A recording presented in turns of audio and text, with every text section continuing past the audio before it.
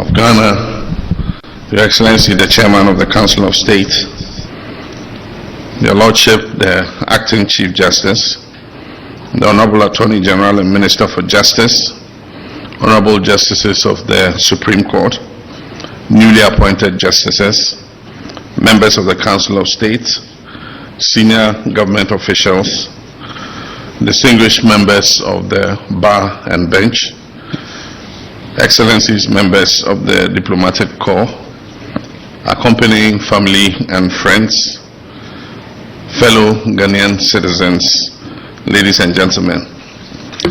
This afternoon we gather in a solemn ceremony and with constitutional fidelity to witness the swearing in of new justices of the Supreme Court of the Republic of Ghana.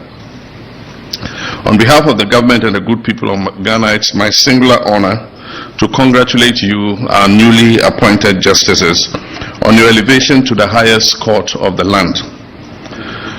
Yours is a rare and distinguished calling. It is a high constitutional trust.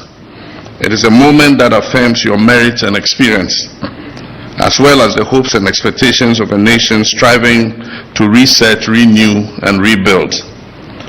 All of you come onto the Supreme Court with vast experience and a solid knowledge of the law and are deserving of this high office. The Supreme Court of Ghana stands as the final custodian of our laws, the guardian of our democracy and the protector of the rights and liberties of all our citizens. It is to this court that people turn when their freedoms are threatened, when justice seems distant, or when the complexities of modern governance tests the Constitution.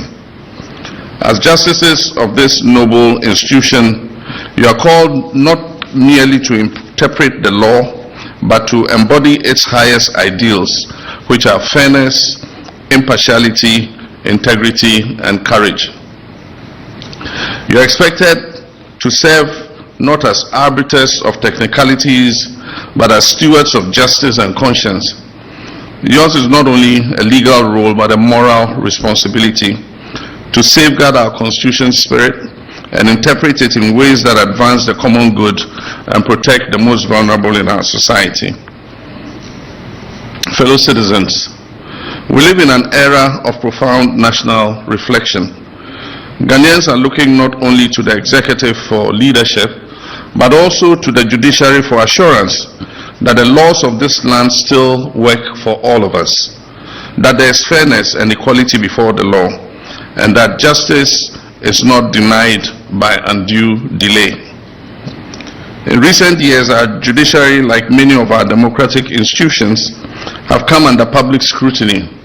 The erosion of public trust in our state institutions reflects a crisis of confidence that must be addressed with truth and urgency.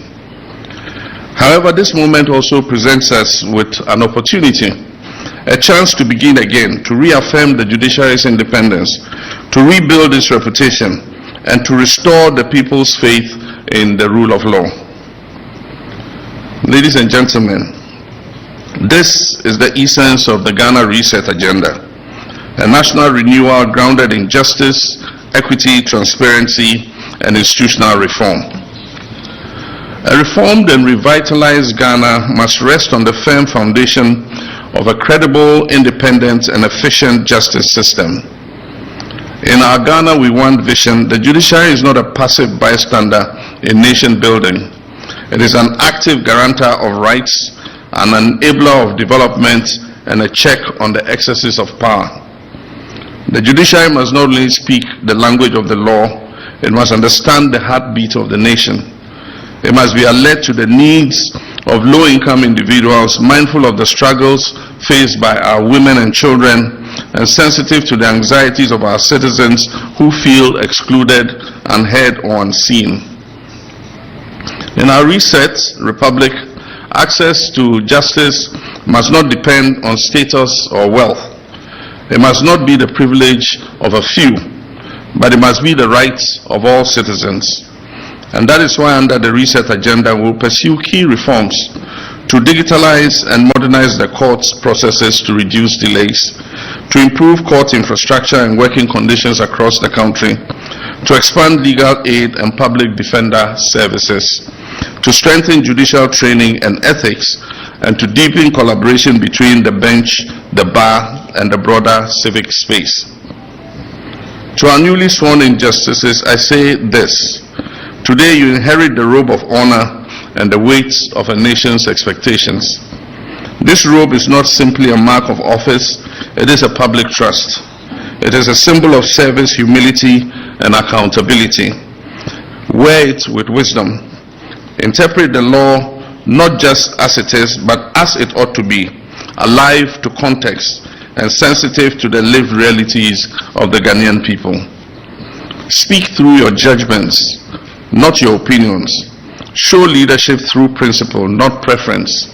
Let your legacy be measured in volumes of law reports, the lives you touched, the precedents you set, and the public trust that you preserved. I await the report of the H. Kwesi Prempeh Constitutional Review Committee in August this year, and I'm hopeful that their report will contain recommendations that will make our judiciary more effective and just. Ladies and gentlemen, history teaches us that where the judiciary is strong, society is stable. Where the judiciary is impartial, citizens feel secure. And where the judiciary is respected, democracy flourishes.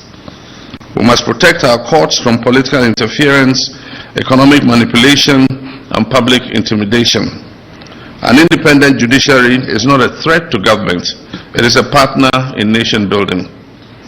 We need justices who are not swayed by popularity or pressure, but are anchored in the Constitution and driven by a genuine desire to uphold justice without fear or favor. We need a judiciary that understands that legal certainty and predictability are essential for good governance, investor confidence, economic growth, and social cohesion. My fellow citizens, the swearing in of these new justices today is more than just a ceremonial function. It is a beacon of hope in a time where many Ghanaians are yearning for direction and renewal. It is a signpost that the reset has begun, not only in words, but also in action and in our institutions. We are building a new Ghana, one where our institutions work, leadership listens, and merit is rewarded, and justice is blind not to truth, but blind to bias.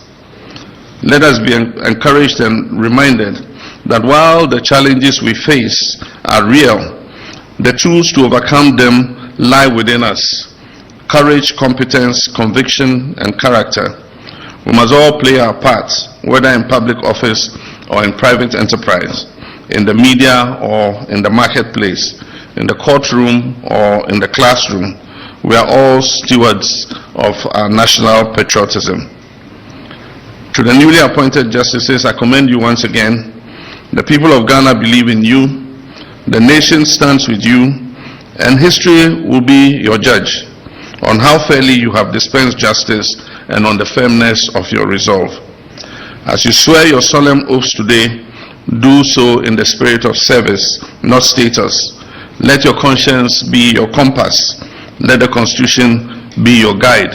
And let the people of Ghana be a constant reminder to you of the power and purpose of the law. Let justice reign. May God bless you, may God bless our judiciary, and may God bless our homeland, Ghana. Thank you.